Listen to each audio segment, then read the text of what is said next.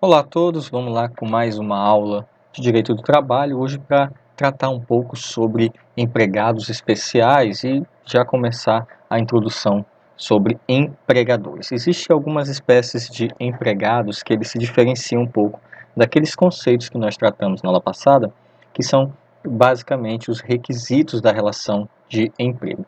E o primeiro empregado que eu trago aqui para vocês é justamente o empregado doméstico ou os empregados domésticos.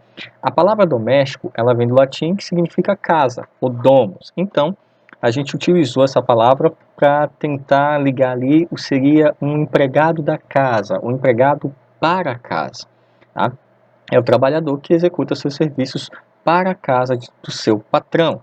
Tá? Então, vejam que a gente já traz aí na sua própria palavra, já tem o seu conceito, pelo menos já diz muito do que é o empregado doméstico, mas não é só isso. Tá bom? Então vamos ver aqui um pouco do histórico dos empregados domésticos. Bom, as primeiras leis foram as ordenações do reino, tá? Desde a época do Império já tínhamos leis que tratavam dos empregados domésticos e os serviços que eles faziam. Mais tarde teve um código, tá, de postura municipal de São Paulo. Foi a primeira legislação depois das ordenanças que tratou especificamente, e ela trazia um artigo, o artigo 263, que autorizava a contratação para os serviços domésticos de uma pessoa de condição livre. Por que pessoa de condição livre? Se você perceber, estamos no ano de 1886, ou seja, ali logo depois da lei de Saraiva de Cotegipe e a lei do ventre livre, 2 anos antes da abolição da escravatura. Então vejam que em 86 já tínhamos pessoas de condição livre, que eram os nascidos de escravas, tá? Depois da lei do ventre livre, e também os idosos, escravos idosos, na lei Saraiva de Cotegipe, que alcançava 60 anos, mais 3 anos de serviço voluntário, e ele conseguia a condição de ser livre. Então, essa lei aqui do município de São Paulo, ela autorizava a contratação de pessoas da condição livre, pessoas brancos, negros, mulatos, que já tinham ali a sua liberdade. E o Código Civil de 1916, né, alguns anos depois, já trouxe ali uma ideia de locação de serviços e incluía, tá, no Código Civil 16, o trabalho doméstico como uma locação, uma prestação de serviço. Vocês sabem que a CLT veio bem depois, né, em 43. E aí nós tivemos em 1923 um decreto, e esse decreto foi o primeiro conceito de empregado doméstico. O que ele diz? Incluía como doméstico cozinheiros, ajudantes de cozinha, copeiros, arrumadores, lavadeiras, engomadeiras, jardineiros, hortelães, porteiros, servente, amas secas, amas de leite, costureira, damas de companhia, e equiparou alguns trabalhadores que faziam serviços de natureza idêntica aos domésticos. Esse foi o problema do Decreto-Lei de 1923. Por quê? Porque acabou se estendendo a hotéis, bares e restaurantes. Porque ele cometeu um grande erro, o decreto, de classificar o empregado doméstico pela atividade que ele faz. E não é assim que funciona. Né? Então, o que ele fez? Todos que exerciam essas funções típicas da época de empregados domésticos, mesmo que trabalhassem em hotel, mesmo que trabalhassem num restaurante, mesmo que trabalhassem em bares, em pensões, até em escritórios, mesmo que eles trabalhassem para pessoas jurídicas, eles eram, por essa lei, por esse decreto de 1923, eles eram equiparados a empregados domésticos. Tá? Esse foi o ponto interessante desse decreto de 1923. Além do mais, em 41, aí já estamos próximos da CLT, tivemos um decreto-lei. Perceba aqui que tem a palavra decreto-lei. Eu já expliquei para vocês, foi justamente na época que Getúlio Vargas era presidente e ele poderia editar decretos do Poder Executivo com força de lei. E lá, no decreto-lei de 1941, ele já traz um conceito de doméstico um pouco diferente de 1923, que diz: é considerado doméstico aquele de qualquer profissão mista mediante remuneração, que prestem serviços em residências particulares ou a benefício destas. Ou seja, ele excluiu os trabalhadores de restaurantes, de hotéis, de pensões, aqueles que trabalhavam para pessoas jurídicas. Então veja que em 1941 as coisas começaram a se encaixar já um pouco parecido com a classificação que nós temos hoje. E aí a CLT trouxe alguns direitos aos domésticos, mesmo os direitos dos empregados urbanos, deu aviso prévio, só que naquela época era de 8 dias, tá? E um período de prova de 6 meses ali para poder ter direito a ser considerado empregado. Também trouxe a justa causa e a despedida indireta como figuras para os empregados domésticos. E aí, senhores, a CLT, já em 1943, conceitou o trabalhador doméstico, revogando as regras anteriores, salvo a que tinha no Código Civil, tá? Do Código Civil, a regra geral da prestação, da locação de serviço doméstico continua inalterada, mas no artigo 7º, a linha A excluiu alguns direitos. O artigo 7º, a linha A da CLT, ele tem uma problemática, eu quero que você preste bastante atenção. No texto, ele acabou retirando alguns direitos da CLT aos empregados domésticos. Tá? É isso que diz no artigo 7º da CLT, artigo 7º, a linha A. Eu vou ler aqui para vocês.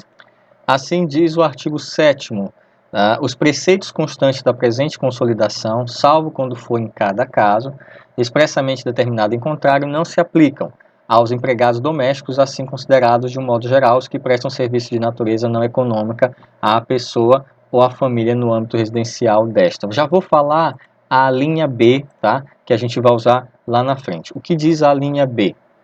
A linha B diz aos trabalhadores rurais, assim considerados aqueles que exercem funções diretamente ligadas à agricultura, à pecuária e não sejam empregados. Ou seja, resumindo, o artigo 7º da CLT, quando surgiu em 1943 e reformado em 1945, ele excluía os empregados domésticos na linha A e também excluía os empregados rurais da linha B.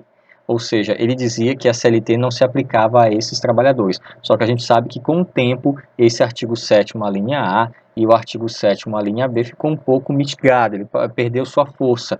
Os empregados domésticos têm sim alguns direitos da CLT que são aplicados a eles. Tá? Nós vamos ver daqui a pouco. Então, Lei de 72, mais uma evolução aí do empregado doméstico. Lei de 73, Lei de 72 e Decreto-Lei de 73. Eles passaram a regulamentar exclusivamente os direitos domésticos, ou seja, eles passaram a ter uma lei e um decreto específico. Quando veio a Constituição de 1988, em seu artigo parágrafo único, artigo 7º, parágrafo único, que foi alterado em 2013, ele estendeu aos domésticos os direitos concedidos aos trabalhadores rurais e aos trabalhadores urbanos. E aí, automaticamente, entrou em choque com o artigo 7º da CLT. A Constituição chegou com seu artigo 7º, olha que coincidência, o artigo 7º da Constituição acabou entrando em choque com o artigo 7º da CLT. Quando ele já chegou trazendo equiparação dos direitos do doméstico aos demais trabalhadores rurais. Mas não quer dizer que o artigo 7º, a linha A, foi revogado. Tá? Até hoje, mesmo depois da emenda constitucional, não se aplica algumas disposições contidas na CLT aos domésticos. Por quê? Não se aplicam aquelas que são regidas com legislação específica. Então, quando a Constituição de 88 chegou dizendo, olha, aos domésticos são garantidos os direitos dos trabalhadores urbanos, ela não trouxe todos os direitos para os domésticos. Bom, o que ele fez foi, ele sofreu uma pequena mitigação, a linha A, e os domésticos passaram a ter lei específica. Então, o que não tinha na sua lei específica, aplicava-se à CLT. Vejam que a CLT acabou se tornando para os domésticos, e muitas das vezes um instrumento subsidiário, ou seja, vê-se as regras que tem na legislação específica, hoje é a Lei Complementar 150 de 2015, veja o que se tem na Lei Complementar e o que está faltando, aquilo que é silente, a Lei Complementar 150 de 2015, se aplica às regras da CLT. Ou a gente invoca aquele princípio, se houver choque de normas, a gente invoca aquele princípio da aplicação da norma mais benéfica.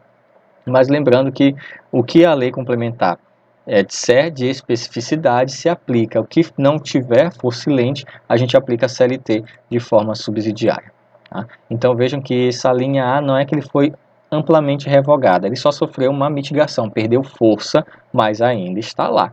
Tá? E aí a atual lei que eu falei, a Lei Complementar 150 de 2015, ela revogou a lei de 72 expressamente, tá? E no artigo 19, mandou aplicar a CLT aos domésticos na lacuna da lei. Pronto, resolveu-se essa situação.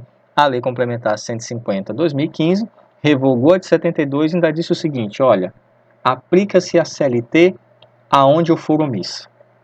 Foi o que a Lei Complementar 2015 praticamente quis dizer, o artigo 19. Aplica-se a CLT no que for omisso. Pronto. Então, você primeiro vai para a Lei Complementar 2015, que ela realmente é mais benéfica, sem sombra de dúvidas, é mais benéfica ao empregado doméstico, e nas suas lacunas, você aplica a CLT como um todo. E aí, qual é o conceito de empregado doméstico? O conceito de empregado doméstico, ele vem inserido com a própria Lei Complementar em seu artigo 1º, a Lei Complementar 150 de 2015. O que diz? O que seria um empregado doméstico? Doméstico é a pessoa física que trabalha de forma pessoal, ou seja, requisito aí da pessoalidade, subordinada, contínua, mediante salário.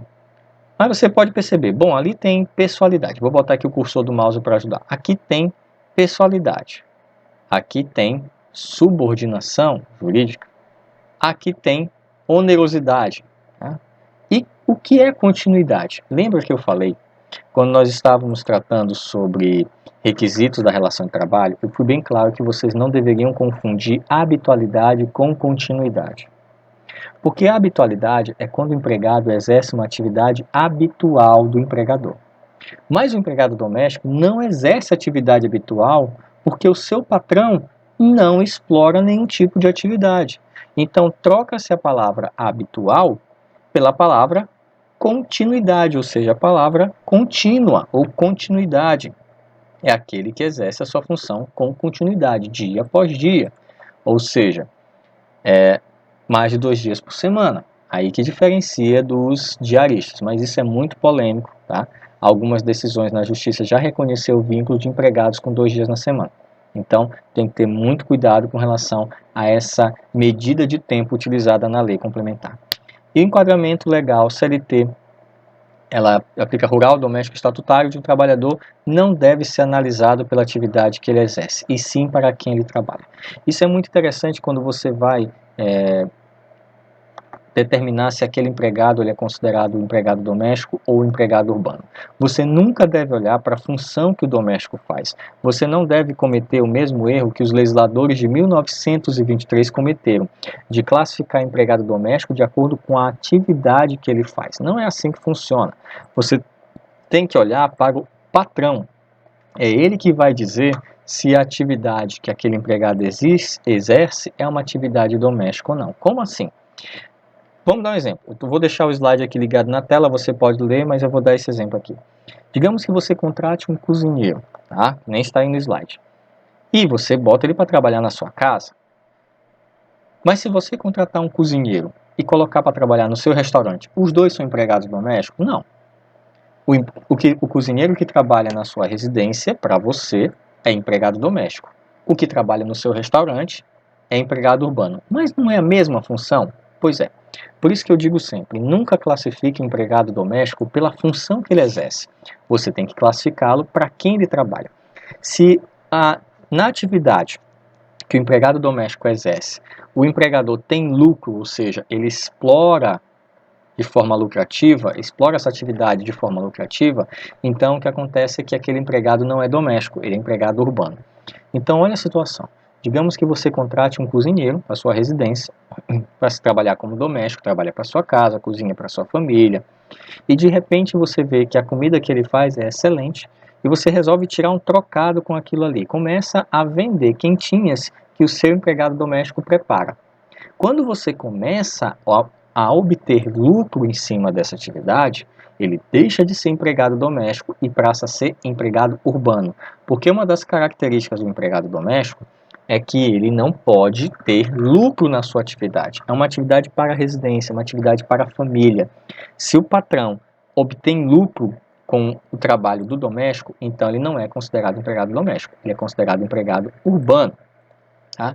Para ser doméstico, basta trabalhar para empregador doméstico, independente da atividade. Existem empregados domésticos que exercem atividades altamente intelectuais, manuais, serviços especializados, ou seja, um doméstico pode ser faxineira, cozinheira, motorista, piloto de avião, médico particular, professor particular, acompanhante, garçom, um garçom do iate, um capitão, ou então a pessoa que comanda ali e navega no seu iate particular, um segurança particular, um motorista, um caseiro, uma enfermeira, enfim. Vejam que o leque de atividades do doméstico é muito grande. E o que vai caracterizar ele como empregado doméstico é justamente para quem ele trabalha. Por isso que você sempre vai ter que analisar o empregador. Se o empregador é pessoa física, se o empregador é um empregador doméstico, é ele que vai caracterizar a função do empregado. Pode ser um médico que trabalha meses na casa de um paciente, um médico particular contratado justamente para prestar cuidados daquele paciente, que é considerado doméstico. Um cuidador de idoso, por exemplo, um enfermeiro para tratar uma pessoa com necessidades especiais, né? Então vejam, a enfermeira da idosa, por exemplo, são serviços que são altamente especializados, serviços de saúde, mas podem perfeitamente ser encaixados como domésticos. Só que por alguma razão, estigma, que eu acho assim, totalmente sem sentido, eles não se consideram domésticos, mas na verdade são domésticos sim. Então vocês têm que tirar a ideia fixa de que empregado doméstico é só aquele que cozinha e que cuida da faxina. Não, até um médico pode ser empregado doméstico, um contador, um segurança, podem ser considerados empregados domésticos. Se eles são contratados para trabalhar, para cuidar de uma residência, ou trabalha para a residência, trabalha para um empregador pessoa física que não explora essa atividade, ele é empregado doméstico, independente se ele é médico, enfermeiro, piloto, segurança, o que seja. Então, senhores, continuidade é também um dos requisitos que merece cuidado aqui quando você trata de empregado doméstico. Porque a lei de 72, ela dizia aquele que trabalhava de forma contínua, tá? E substituiu, tá? Por natureza não eventual. Aí ficou uma confusão danada, tá? Por quê? Não eventualidade é uma característica do empregado urbano ou rural. E forma contínua, continuidade, é uma característica do empregado doméstico. Então, como é que ficaria a diarista, né? A diarista é aquele empregado sem vínculo, é aquela trabalhadora que presta serviço 2 ou menos dias na semana, mesmo que por várias semanas, vários meses e vários anos. A lei complementar, ela trouxe no seu artigo 1º, tá, a questão dias, mas ela cometeu uma falha. Qual foi a falha? A falha no meu entendimento e no entendimento de alguns doutrinadores também é que o artigo 1º da Lei Complementar de 2015, ela poderia sim ter trazido, ao invés da quantidade de dias, quantidade de horas. Por quê? 2 dias são 16 horas por semana, 2 turnos de 8 horas, porque se você for mais à frente, a Lei Complementar 150 diz que o turno é de até 8 horas por dia. Então fica a pergunta, e se você contratar, por exemplo, um professor particular, que vai todos os dias na semana, segunda, terça, quarta, quinta, sexta, para cuidar lá dos estudos do seu filho, e ele só trabalha 2 horas por dia. Tá? Se você somar segunda a sexta, só dá 10 horas. E aí ficou a brecha, né, o buraco na lei. Ele é considerado empregado ou ele é considerado diarista? Ele vai ser considerado diarista.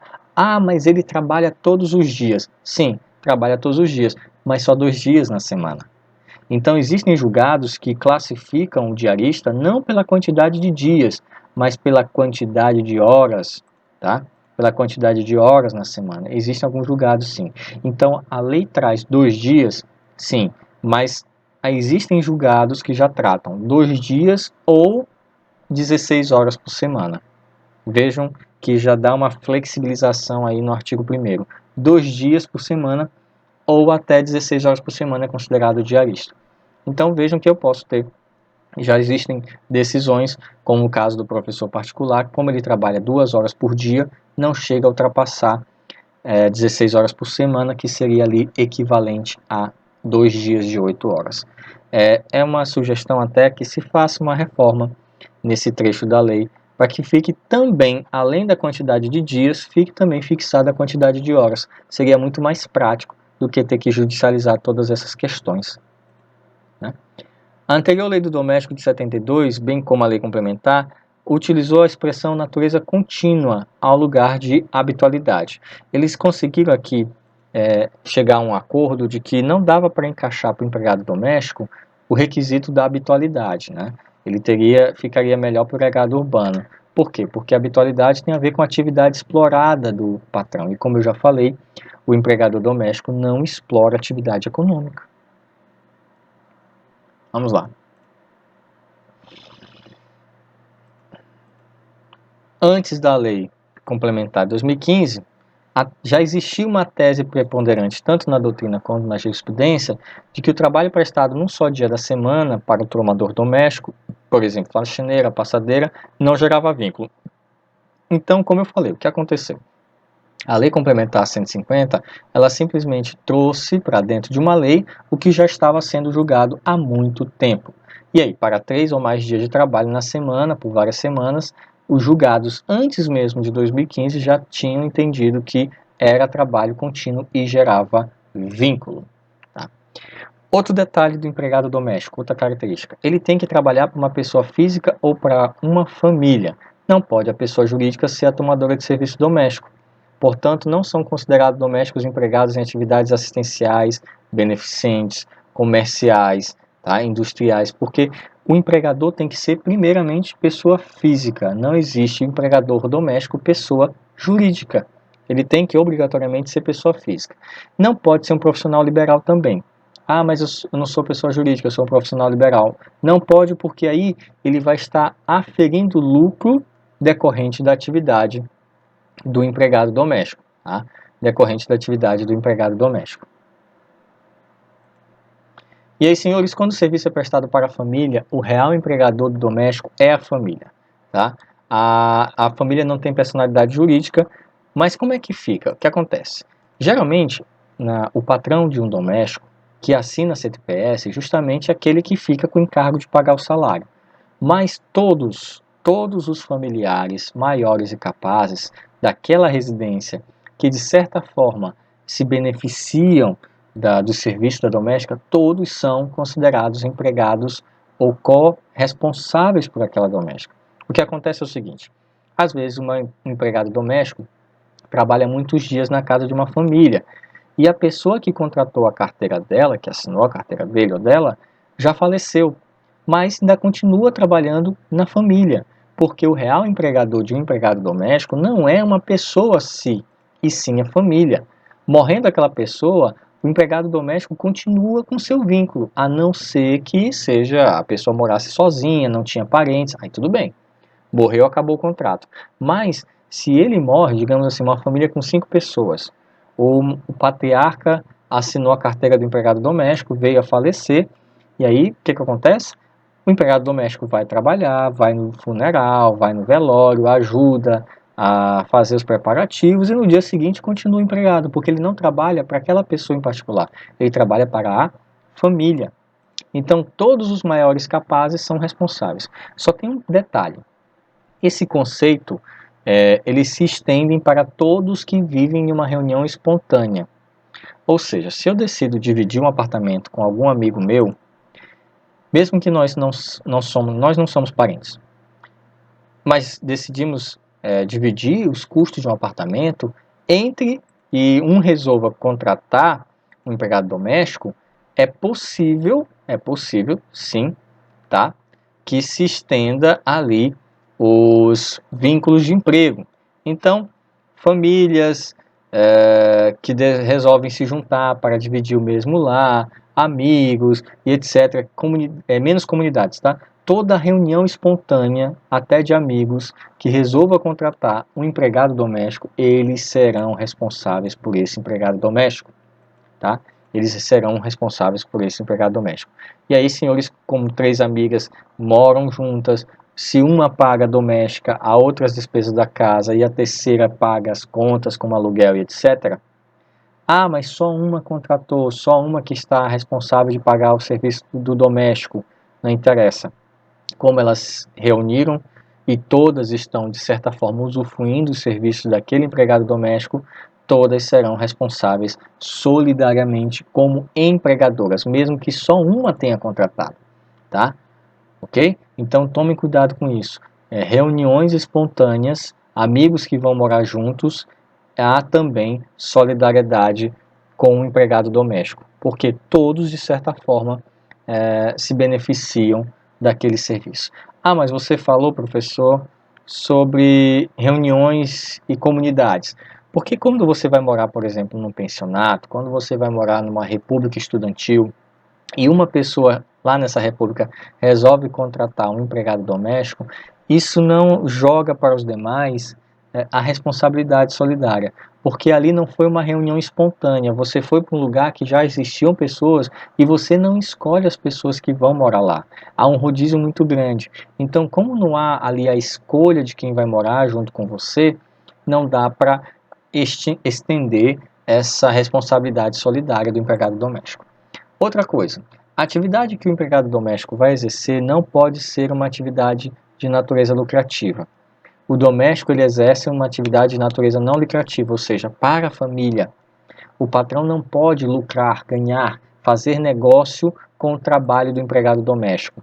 A energia do trabalho doméstico não pode ter finalidade lucro, tem que ser para a residência. Então imagine a situação aí, o exemplo do slide. Se um empregado doméstico trabalha numa casa e essa casa vira um pensionato, e aí o dono dessa casa, que aluga os quartos, usa o trabalho do doméstico para manter os quartos arrumados, então ele deixa de ser doméstico e passa a ser empregado urbano. Vejam que se o patrão do empregado doméstico começar a ter exercer atividades lucrativas, o empregado doméstico perde essa característica. Vejam esse julgado, olha. Empregado doméstico, fins lucrativos, descaracterização. Considera-se empregado doméstico aquele que presta serviço de natureza contínua e de finalidade não lucrativa à pessoa ou à família, no âmbito residencial destes. Assim comprovados os fins lucrativos na utilização da propriedade em que os serviços eram prestados, resta descaracterizada a relação doméstica, sendo um emprego empregado seletista, aí passa a ter todos os direitos dos empregados urbanos. Outro requisito é âmbito residencial. O âmbito residencial, muita gente faz confusão com relação a ele. Como assim muita gente faz confusão com relação a ele? Porque o trabalho tem que ser executado no âmbito residencial, mas na verdade não é no âmbito residencial. Porque olha só, o motorista não trabalha dentro da residência, o segurança também não, o piloto de avião, acompanhante, enfim, tem profissionais domésticos que exercem suas funções fora dos limites, tá?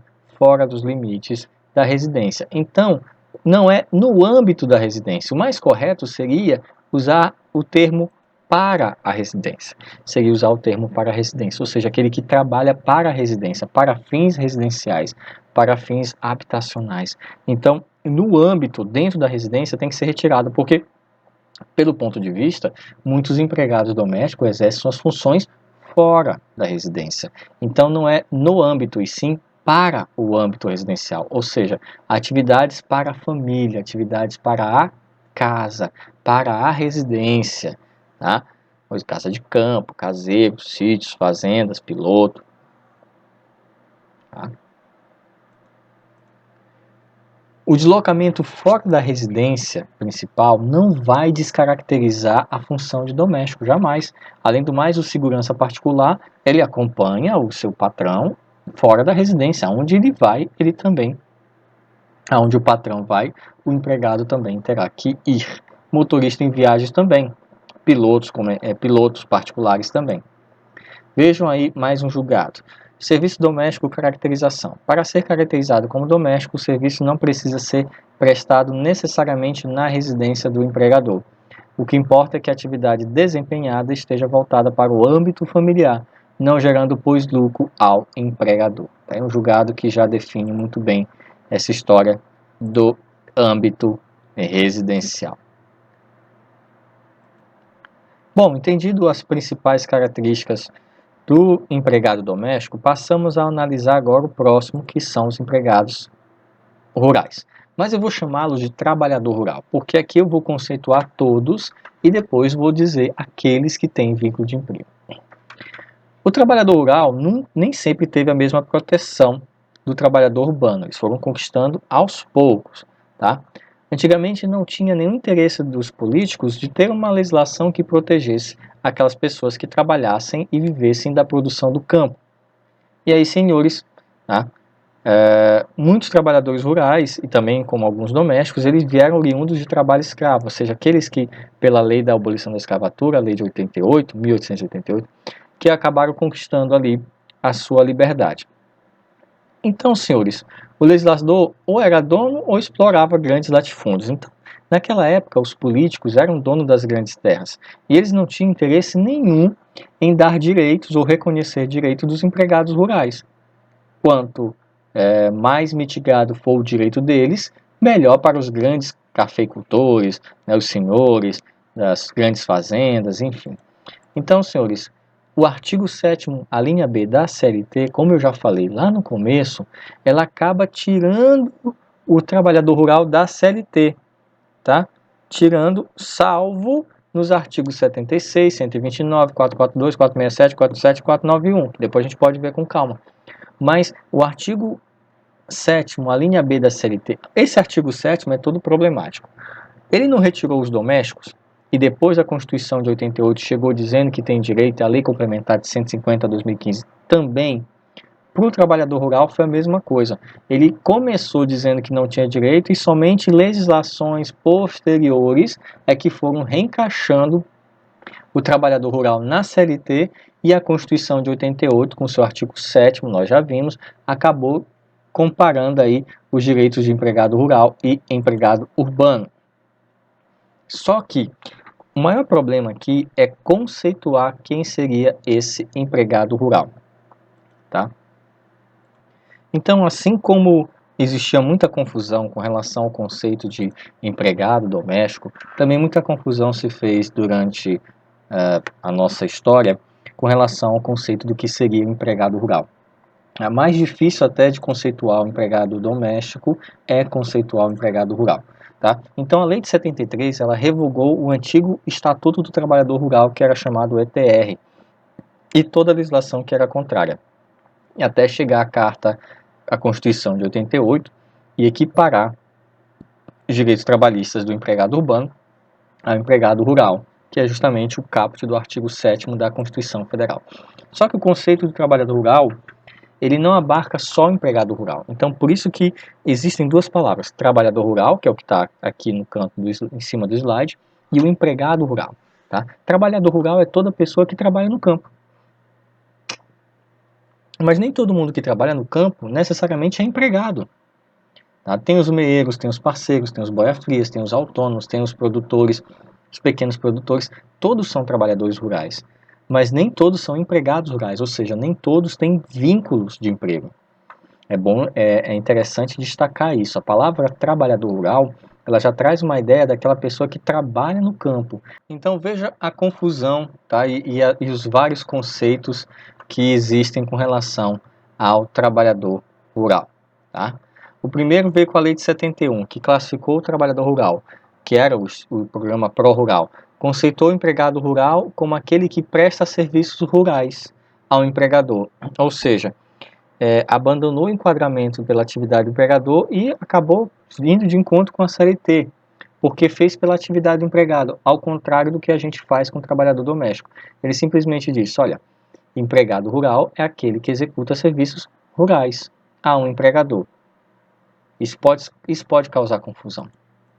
Aí depois veio a Lei de 73 e classificou a matéria, dizendo que empregado rural é aquele que trabalha para empregador rural. Ou seja, seguindo a mesma linha do empregado doméstico, começou a conceituar o trabalhador rural, o empregado rural, se ele trabalha ou não para um empregador rural. Ou seja, novamente é o patrão que vai identificar se o empregado é urbano ou rural. Vejam aí um exemplo de um julgado para você entender melhor. Motorista, empresa, atividade predominantemente rural, enquadramento como trabalhador rural. É considerado trabalhador rural o motorista que trabalha no âmbito de empresa cuja atividade é preponderantemente rural. Então veja que a atividade de motorista, ela é uma atividade de natureza ou característica urbana. Só que você pode ter o enquadramento como um motorista rural. Ou seja, se ele é motorista de um fazendeiro e executa seus serviços para um empregador rural, ele é empregado rural, tá? Ele trabalha lá no campo, mesmo exercendo as funções de motorista. Então, mais uma vez aqui, muito similar como acontece com os empregados domésticos, a função exercida não importa muito. O que importa é a relação, o que importa é para quem o empregado rural trabalha, para quem ele exerce as suas funções.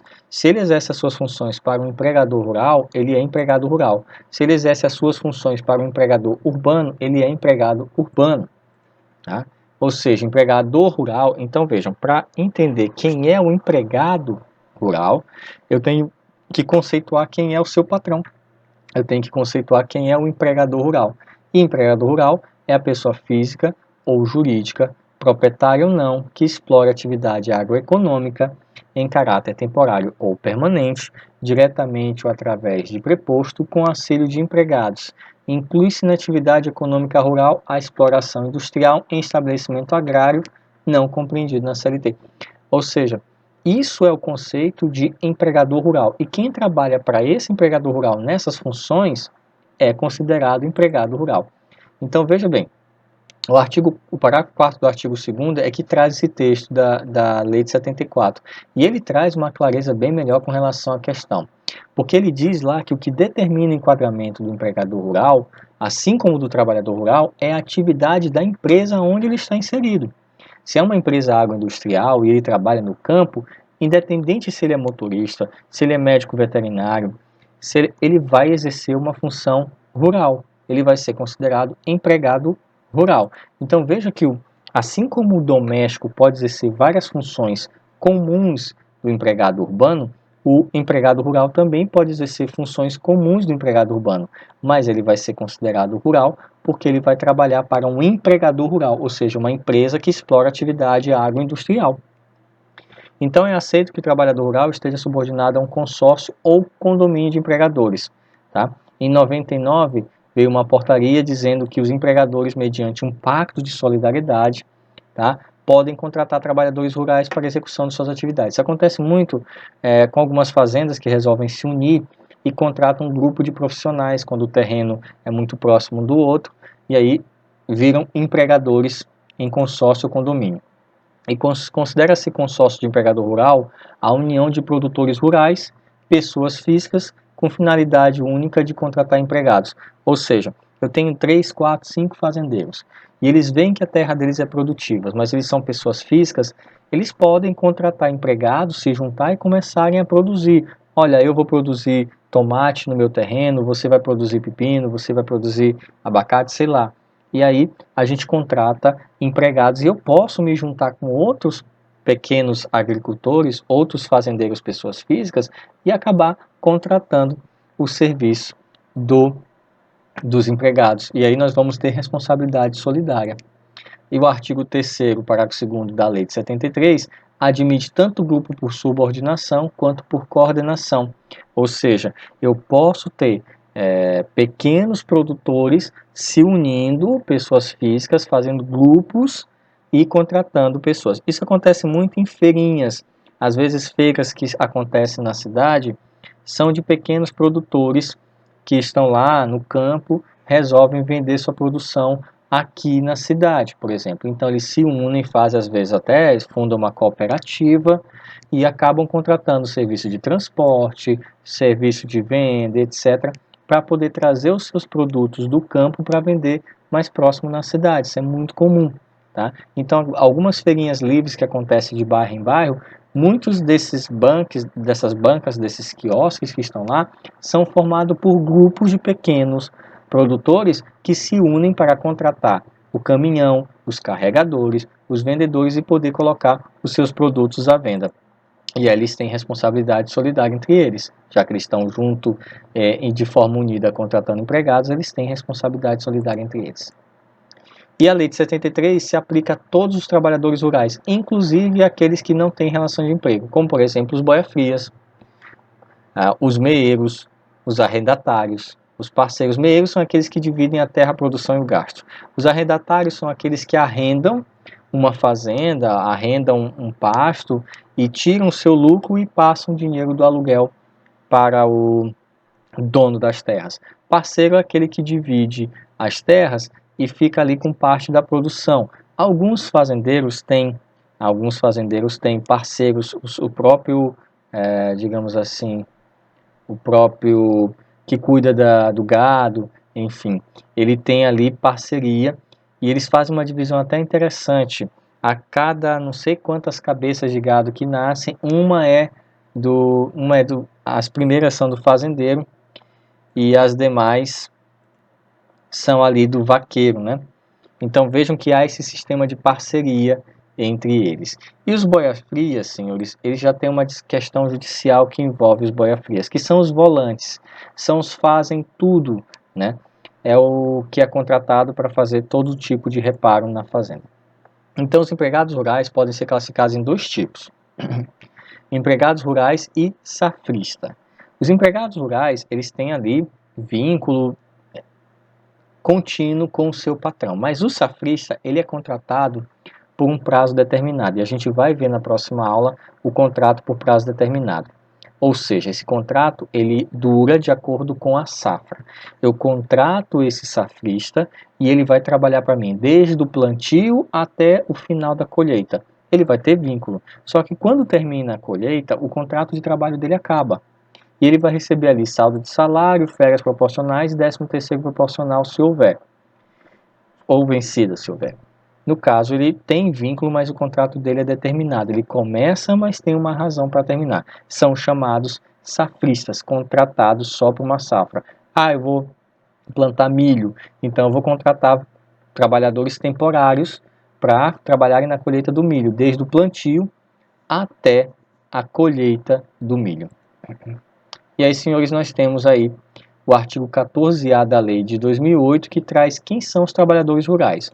Diz o seguinte, o artigo 14A: o produtor rural, pessoa física, poderá realizar a contratação de trabalhador rural por pequeno prazo para exercício de atividade de natureza temporária. Parágrafo primeiro, a contratação de trabalhador rural por pequeno prazo, que dentro do período de um ano supere 2 meses, fica convertida em contrato de trabalho por prazo indeterminado, observando-se os termos da legislação aplicável. Então veja aí a redação do artigo 14A. O produtor rural, pessoa física, pode sim contratar um trabalhador rural por um pequeno prazo para exercício da atividade. Esse artigo aqui facilita muito que pequenos produtores, que não são empresas propriamente ditas, possam contratar trabalhadores rurais para ajudar na produção e na colheita. E o boia-fria, como eu falei, o boia-fria ou volante, que é o trabalhador eventual, trabalhador rural eventual, ele é aquele que aceita qualquer serviço a qualquer tempo, em qualquer lugar e qualquer pessoa. Ele faz tudo, de pintar cerca a plantar, de vaqueiro a reparos. Enfim, ele faz tudo. É o empregador rural, tá, que faz tudo. Alice Monteiro de Barros, ela diz que ela entende que o boia-fria é um empregado. Por quê? Porque o boia-fria, ele executa uma mão de obra que é permanentemente necessária do dono da fazenda. Então, o dono da fazenda sempre precisa do serviço do boia-fria.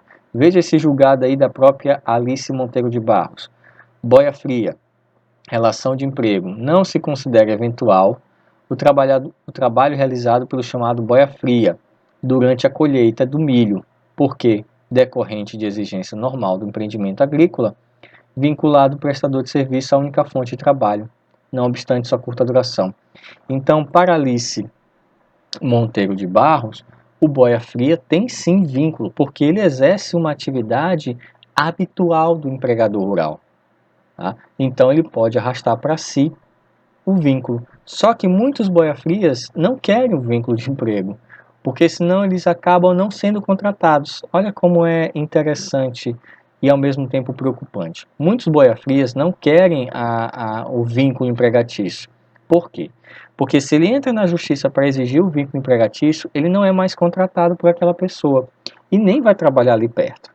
Então, para eles, é muito mais vantagem, infelizmente, eles acham isso, que é mais vantagem continuar na informalidade como volantes ou boia-fria, porque assim sempre eles vão ter serviço. No momento em que eles começarem a exigir vínculo de emprego, muitos fazendeiros não vão mais contratar o serviço dos boias-frias. E, infelizmente, é assim que funciona. Bom, eu espero que tenha ficado claro esses rápidos conceitos sobre os trabalhadores domésticos e também os trabalhadores rurais, tá? Que são dois tipos de empregados aí que se diferenciam por conta da sua natureza específica. Encerramos este assunto, a gente se vê até a próxima aula. Bons estudos!